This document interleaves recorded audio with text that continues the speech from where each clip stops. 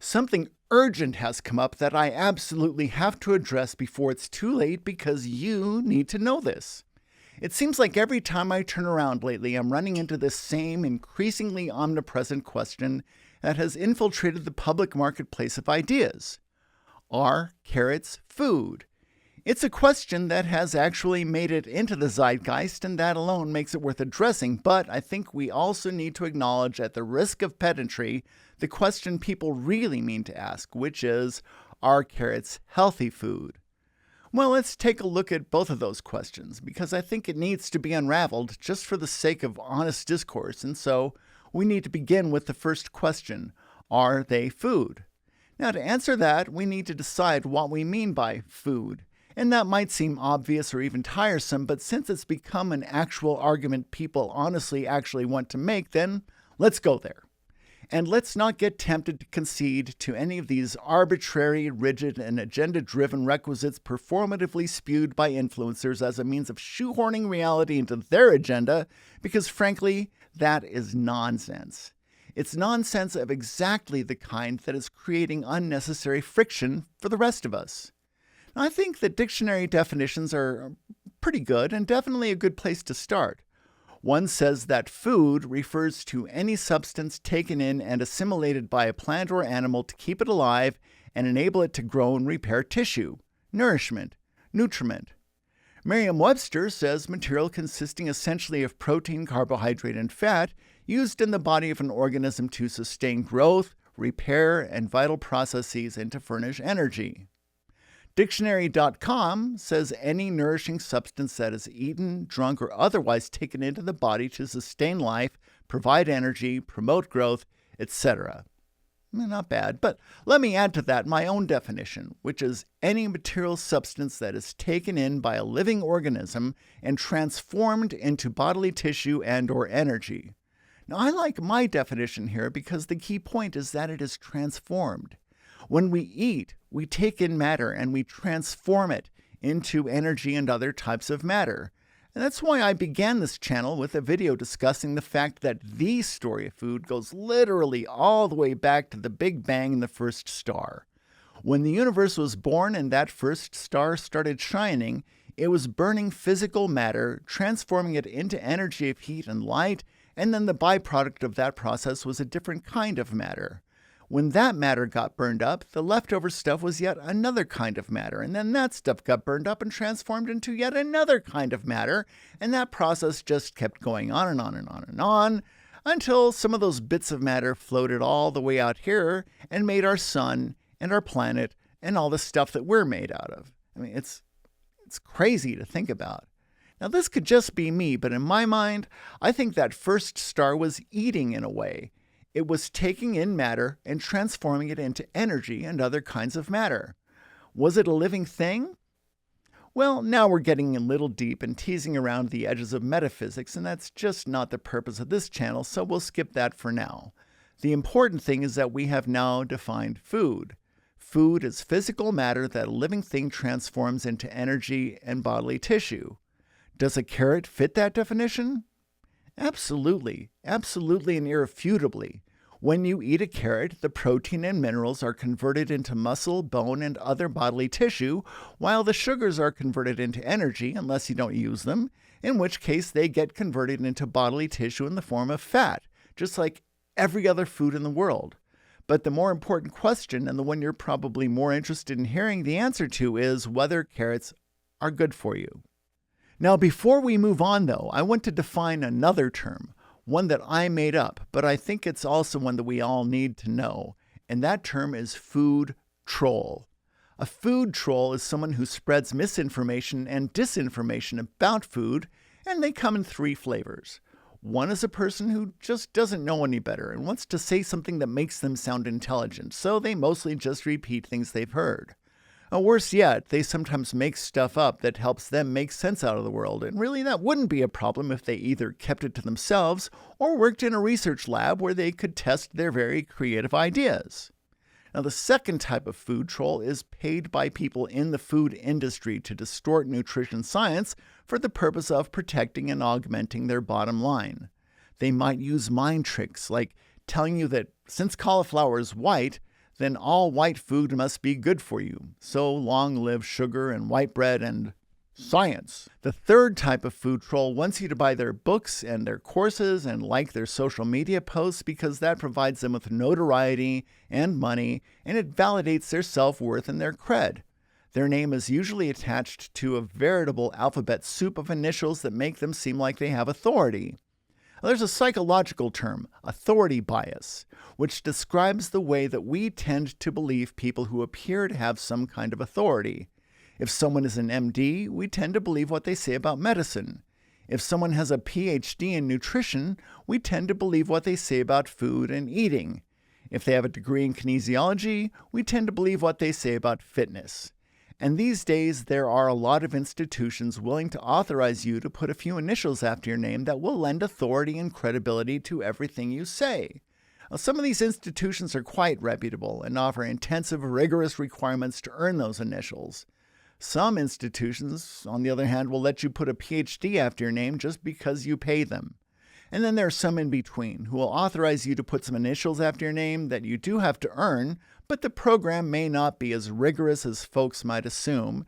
And then there are institutions of every gradient in between.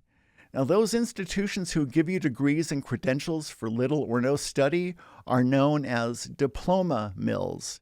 Now, I'm not personally qualified to discredit any of these institutions, their programs, nor anyone who puts initials after their names. I'm just trying to point out that, as you may have already noticed, one expert with a lot of initials is going to tell you that carrots are good, while another expert with just as many letters and diplomas is going to tell you the opposite. There are even doctors, yes, actual MDs licensed to practice, who flatly say that cigarettes, for instance, are good for you. Yeah, good for you, and specifically that they probably increase your lifespan.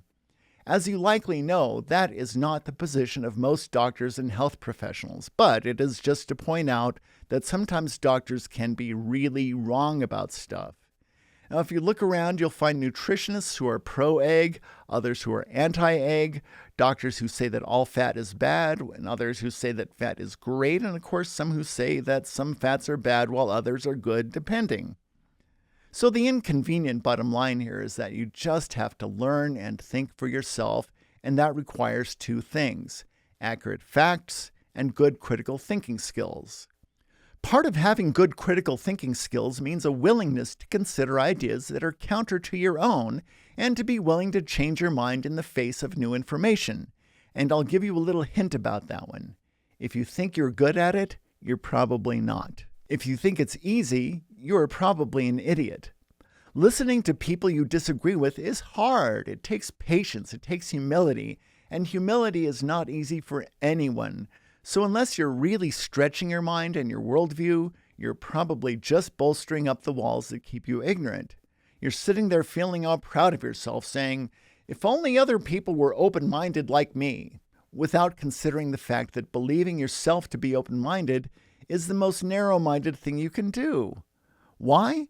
Because as soon as you believe yourself to be open-minded, you close yourself off to the ideas of all those narrow-minded people out there. But sometimes narrow-minded people can get things right, too. Wow, this is really hard, isn't it? And just to make matters worse, sometimes you're just going to have to be okay with simply not knowing something. Okay, so let's start here. You probably already have an opinion about carrots. If you didn't, you probably wouldn't be watching this video. So whatever that opinion is, I want you to root, get it, root? I want you to root for the other team for a moment. If you're pro-carrot, let yourself hate them for a moment. And if you're anti-carrot, let yourself root for the pro-carrot team for just a moment. Now, before I go on my inevitable little rant on the subject, I want you to think of as many reasons as you can as to why your new side is right and your former opinion was wrong. And please try to come up with something besides, "because some expert said so," because that's exactly the kind of laziness we're trying to avoid here. Now, one last thing before I start spewing my perspective. See if you can come up with the counter-arguments for as many of those points as you can. And again, try to have better arguments than just saying that only stupid people think that way. And here's that quick hint again. If this feels easy for you, you're probably doing it wrong. If you can't think of good reasons that someone might disagree with you, you probably don't know as much as you think you do. One sign that you might be on the right track is if your answers end with, but I might be wrong. Now, is this true for everybody? Are there some people who are naturally good at seeing both sides of an argument? Yeah, of course there are. But I might be wrong about that. I also might be wrong about carrots. But here's what is factually true. Carrots are high in beta-carotene, which can help promote eye health. Some people seriously argue that carrots are a sham because they don't cure blindness, but that's not the point. There's a huge difference between protecting your vision versus fixing blindness. Big difference. And yes, people really do make this argument, often, with a straight face. But expecting carrots to cure blindness is like expecting calcium to mend a broken bone. Presenting that logic as serious reasoning is a serious insult to your intelligence. Now, too much beta-carotene, by the way, can also make your skin take on an orange tint. But that takes an awful lot of carrots to do that. And if you eat that many carrots, you probably deserve to turn orange. But who knows? If you turn orange enough, you might become the leader of the free world. Now, speaking of color, there is a well-known influencer out there who says carrots look like clown food, presumably because of their being very colorful, but that's the most insipid thing I've ever heard. The compounds that give vegetables their color are called phytochemicals, and phytochemicals have been shown time and again to fight disease.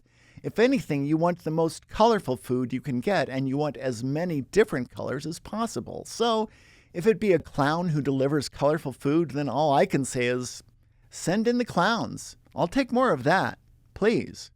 This same influencer also points out that modern carrots as we know them didn't exist during our hunter-gatherer days. But I've got news for you there too.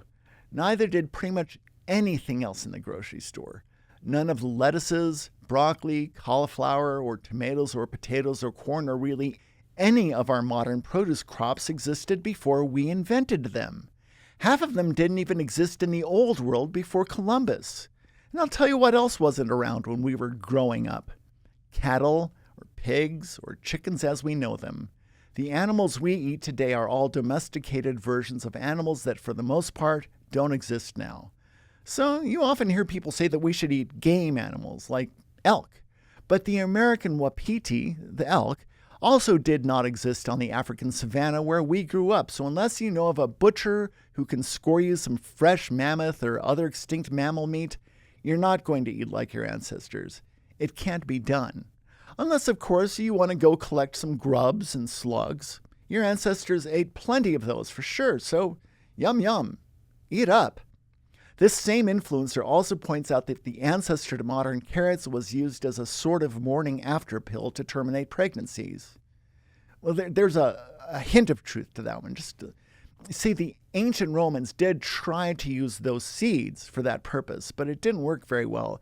And note that they used the seeds, not the root, which is what we eat. And nowadays, even the seeds have had the toxins spread out of them. So suffice to say, a lot of plants and animals have parts that are healthy and other parts that are not. And besides, it was actually a really, really, really lousy contraceptive, which is why we don't use it these days. And by the way, do you know what other foods have poisonous parts? Potatoes, tomatoes, cashews, eggplants, chilies, bear, and pufferfish. Just to name a few. And that's nothing new. Yeah, most of us are smart enough to not eat the poisonous parts, so that's a pretty stupid point. Some of these influencers claim that only a handful of animals are toxic to humans, but that's just not factually true. More than 275,000 animal species carry toxins that are harmful to humans. Now, as for plants, there are more than 700 plants in the US and Canada alone that can kill you. So another faulty point you often hear is that plants produce toxins because they don't want to be eaten. What, like animals do like being eaten? They just walk right into your mouth without putting up a fight? They haven't evolved sharp fangs and teeth and poisons to keep from being eaten? A lot of plants, by the way, do love being eaten. That's why they make colorful, sweet fruits and showy flowers that attract bees. A lot of plants absolutely depend on being eaten to reproduce, so that's nonsense. Animals will rip your face off to avoid being eaten, while plants compete by making the most attractive fruits and flowers because they absolutely do want to attract a hungry animal. Now, as for what's in the much maligned poor carrot, it's high in vitamins A, K, B vitamins, fiber, numerous minerals, polyphenols, and other phytochemicals, and a great source of carbohydrate. Aha, you say, carbohydrate. Carrots are loaded with carbohydrates, aka sugars, and that's bad, right? Well, not so fast there, Annie Oakley. Yes, carrots are loaded with naturally occurring sugars, and we all know that excess sugar in the diet gets converted into body fat, and that can do all sorts of bad business, including hastening insulin resistance and messing up your blood sugar, right? Well, sugar is tricky. Nature has given us lots of plants that contain sugars, but most of those plants are also loaded with fiber, which slows down the burn of that sugar. Now, carrots, being starchy vegetables, have more of those sugars than, say, their favorite stew mate, celery. But here's what I think is the trick with sugar, and yes, this is what I think. I, who have no long list of letters after my name, but just gobs of common sense and curiosity coming out of my whatever. It's demonstrably true that carbohydrates only turn into fat when you don't use them. If you sit around and eat carrots and then sit around eating more carrots and then eat more carrots while you sit around eating carrots, those sugars will have nowhere to go, so your body is likely to turn them into fat. But if you eat your carrots and live an active lifestyle, if you eat your carrots and then run a little, or then eat your carrots and then get on your bike, or then eat some carrots before you go on a good walk or a swim, your body is going to burn those sugars long before they get turned into fat.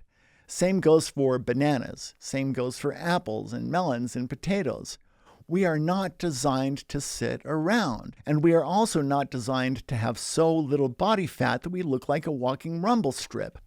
Now, it's worth mentioning that refined sugars are a whole different story. Refined sugars and processed meats and reconstituted chemically and mechanically separated things that used to be food reassembled into fun little shapes to mindlessly pour into our bodies while we sit around sitting around. It's not how this is supposed to work. I'll tell you what else we're not evolved for is concoctions. These powders and meat sticks, individually wrapped and sold to you by the very same people who want to tell you that carrots are not food because they want to sell you your new 21st century lifestyle that you have actually convinced yourself is modeled after some fictitious primal ancestor who would look at your life for like 5 minutes before losing their confused mind and appealing to their God for deliverance from whatever weird thing that you've turned into. No. These primal lifestyles with their mechanically separated processed miracle powders are designed to mechanically separate you from your money. A truly primal lifestyle would mean walking for 10 hours a day, eating grubs and bitter roots, and then dying before you live much past 30 because as soon as you reproduce, evolution has no use for you. Now, as soon as they promote that, I'll believe that what they're selling is primal.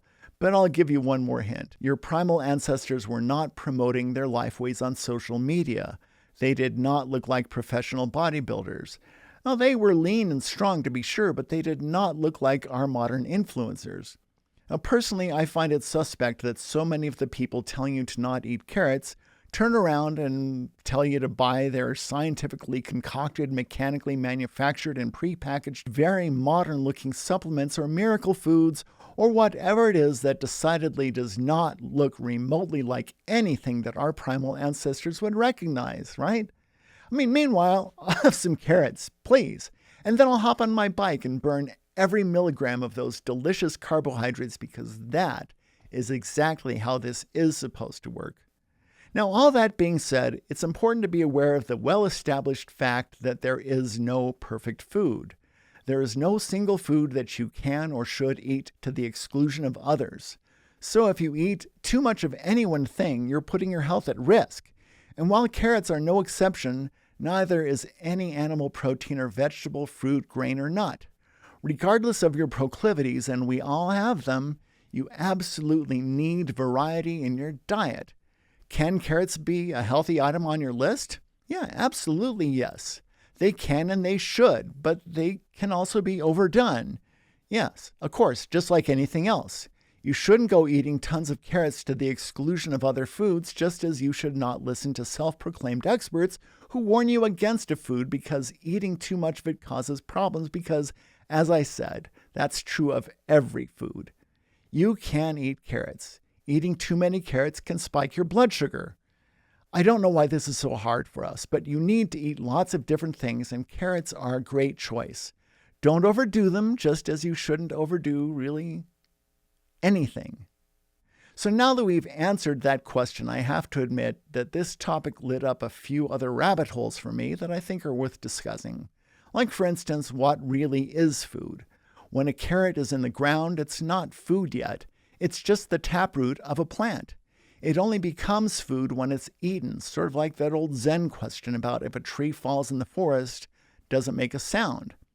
Little questions and stories like that are known as Zen koans, and they're designed to make your mind stop for a moment, while others are intended to sort of turn your mind toward an unexpected way of thinking.